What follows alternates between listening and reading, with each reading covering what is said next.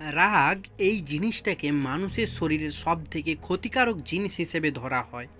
সবাই বলে রাগেই মানুষের সব থেকে বড় শত্রু, কিন্তু এটা কি ঠিক? একটা কয়েনের একদিক দেখে তার যোগ্যতা বিচার করা? তুমি রাগের একটা দিক দেখেছো, তুমি কি রাগের আরেকটা দিক দেখেছো?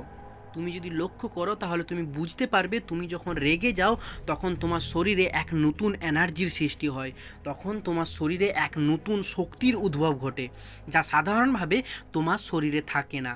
এছাড়াও তুমি যখন রেগে যাও তখন তুমি এটা দেখো না যে তোমার সামনে যে আছে সে তোমার থেকে শক্তিশালী না দুর্বল, তুমি জাস্ট ঝাঁপিয়ে পড়ো। অর্থাৎ রাগ মানুষের শরীরে শক্তির পাশাপাশি সাহসেরও সৃষ্টি করে। রাগ মানুষের ক্যাপাসিটিকে অনেক গুণ বাড়িয়ে দেয়। কিন্তু তুমি তোমার শরীরে রাগের এই শক্তি এবং সাহসকে কী জন্য রাখতে পারো না জানো?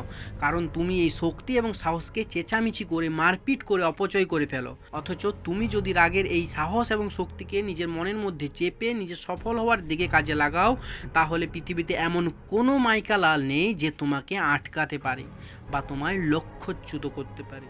তাই বন্ধু, কিছু আলবালছাল লোকের কথার জবাব দিতে গিয়ে নিজের রাগ থেকে উৎপন্ন শক্তিকে অপচয় করো না। শুধু সিংহ না হয়ে রাগী সিংহ হও, আর নিজের রাগের শক্তি এবং সাহসকে নিজের কন্ট্রোলে করে তার নিজের কাজে লাগাও। এভাবে অপচয় হতে দিও না তোমার নিজের শক্তিকে।